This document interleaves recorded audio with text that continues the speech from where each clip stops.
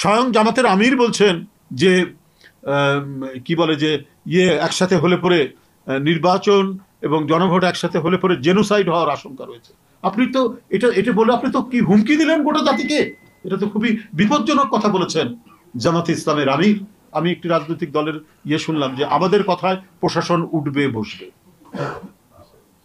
এটা গণতন্ত্রকে সুসংহত করে একটা প্রাণবন্ত গণতন্ত্রকে এগিয়ে নেওয়ার মানে কোনো নিদর্শনের মধ্যে নেই, বৈশিষ্ট্যের মধ্যে নেই, বরং একটা অহংবোধ কাজ করছে। আপনি প্রশাসনকে নিরপেক্ষতার কথা বলতে পারেন, প্রশাসনকে একটা ইনস্টিটিউশন হিসাবে তারা যেই সরকার থাক তার পলিসি বাস্তবায়নে সে নিরপেক্ষভাবে কাজ করবে।